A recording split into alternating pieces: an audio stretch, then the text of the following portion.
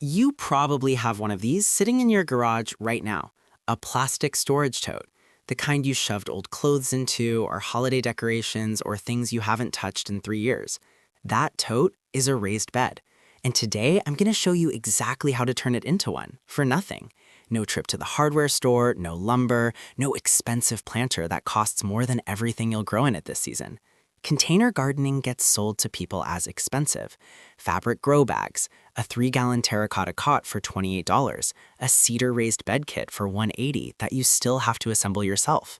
And if you're just starting out, or if you're trying to cut your grocery bill without spending money to do it, that doesn't make any sense. The whole point of growing your own food is that it costs less. The container shouldn't cost more than what you grow in it. But that's exactly what happens when you follow the advice of people who are trying to sell you something.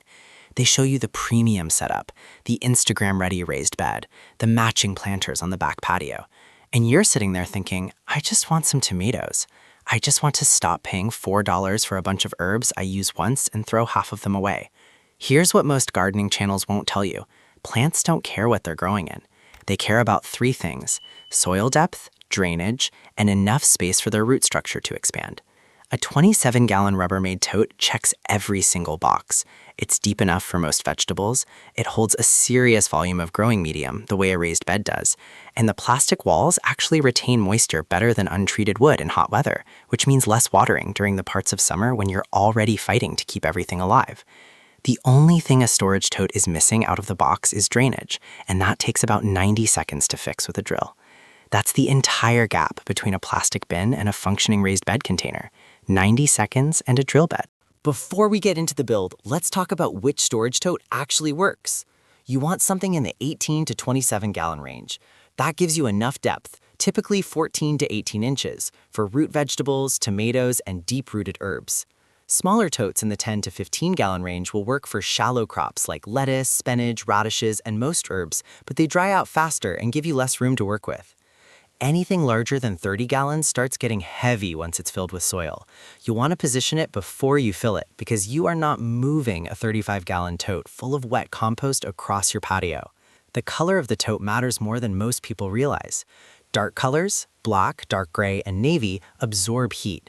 In the middle of summer, a dark tote sitting on concrete in full afternoon sun can push soil temperatures high enough to stress roots near the walls. If you have a choice, go with a lighter color. Here's everything you need: the tote, a power drill with a 1/2-inch bit, or a hammer and a large nail if that's what you have. Flip the tote upside down. You're going to create drainage holes across the entire base in a grid pattern. I space mine roughly every 3 to 4 inches. The holes need to be about a 1/2 inch across, not tiny pinpricks, actual drainage. Water needs to move through freely, or your root zone stays saturated and everything rots from the bottom up. Drill the holes, flip the tote back over, and you're done with the hard part. One thing worth saying here, standard storage totes aren't officially food-grade plastic, and some people worry about that. In practice, millions of gardeners have used them for vegetables for decades without issue, especially if the tote is a few years old and not sitting in extreme heat all day. If you want to be specific, look for the recycling symbol on the bottom of the tote. Numbers 2 and 5 are the ones most commonly considered safe for food contact. Lighter colors help here too, since they don't heat up as fast. We've got our storage tote holes drilled at the bottom for drainage and ready. Now let's talk about what goes in the bottom before the soil. Some people add a layer of coarse gravel or broken clay pot pieces over the drainage holes before adding soil. This is optional. It can help prevent soil from washing out through the holes in the first few waterings, but it's not necessary. If you don't have gravel, a piece of landscape fabric cut to fit the base of the tote does the same job. Now let's talk about fill, because this is where container gardening can get expensive if you let it. A 27-gallon tote is a lot of volume. Filling it entirely with premium bagged potting mix would cost you $15 to $25 per container, depending on where you live, and that adds up quickly if you're building several of them. Here's how to stretch your soil budget without sacrificing performance. Fill the bottom third of the tote with coarse organic material: broken sticks, dried leaves, straw, wood chips, or any combination of yard waste you have available. This isn't filler, this is the foundation layer. As it breaks down over the season, it feeds the soil above it and improves drainage. It's the same principle behind hugelkultur and no-dig gardening, applied to a container. On top of that base layer, add your actual growing mix. The most affordable combination that still performs is a 50-50 blend of garden soil and compost. If you're buying bagged material, look for the larger bags. The price per cubic foot drops significantly as the bag size goes up. If your municipality offers free or low-cost compost, this is the time to use it. Top the whole thing off to within 2 inches of the rim of the tote. That gap at the top is important. It gives you room to water without overflow washing your soil out over the edge. The crops that give you the most return in a container this size are the ones hitting your grocery receipt on a regular basis. Lettuce, spinach, kale, any of the cut-and-come-again greens that you're buying in those plastic clamshell containers for $4 or $5 a piece. Now that the plastic storage tote is built and filled with soil, let's talk about what to grow in it. Fill it with a mixed salad blend, and you'll have fresh greens ready to harvest within 30 days. Herbs are one of the highest value crops per square inch you can grow. Basil costs $3 to $4 a bunch at most grocery stores. It wilts in 3 days, and you use half of it.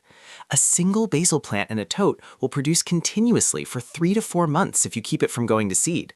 Same story with parsley, cilantro, and chives. Determinate tomato varieties do very well in a deep plastic tote. Look for compact varieties specifically labeled for container growing. Bush beans are productive and low maintenance. Green onions can be planted densely and harvested continuously. Radishes are one of the fastest crops you can grow, 25 days from seed to harvest, and they do fine in a shallower tote. If this is your first season, start with greens and herbs. They're fast, they're high value, and they'll give you a return before summer even gets going. Position the tote somewhere that gets at least 6 hours of direct sun. Most food crops want 8. The single biggest advantage a tote has over a permanent raised bed is mobility. If your yard or balcony has a shady corner and a sunny corner, you move the tote. You're not locked in. Water consistently. Containers dry out faster than in-ground beds because they have more surface area exposed to air and heat, and there's no deep soil reservoir to pull moisture from when the top dries out. In summer heat, check your totes every day. The rule of thumb is simple. Stick your finger into the soil up to the first knuckle. If it's dry at that depth, water it. If it's still moist, wait. For the dark tote heat problem, wrap the outside with burlap, a light-colored cloth, or even a white trash bag secured with a zip tie. It looks a little ridiculous, but it works. You're just reflecting sunlight instead of absorbing it, and the difference in soil temperature against the walls can be significant. Every few weeks, add a thin layer of compost to the top of the soil. Containers don't have the underground ecosystem that replenishes nutrients the way in-ground soil does, so you need to feed from the top down. A half-inch of compost worked lightly into the surface every 3 to 4 weeks is enough to keep most crops producing at full capacity. A single plastic tote planted in lettuce mix will give you 3 to 4 harvests over a growing season. You're looking at $10 to $15 worth of salad greens from a container that cost you nothing and took 15 minutes to set up. A tote of herbs, basil, parsley, and chives, running from May through September, is $30 to $40 worth of fresh herbs you never bought. Scale that across 4 or 5 totes, and you've replaced a real portion of your weekly produce spending. This is how food production actually works at the household level. Not one dramatic transformation, not a $2,000 raised bed installation. Small systems running quietly in the background, lowering what you spend every single week. The tote in your garage is already doing nothing. In about 15 minutes, it can start doing something. If you're going to try this, drop a comment below and tell me what you're planting in it. I want to know what crop is on your grocery list that you're finally done paying for.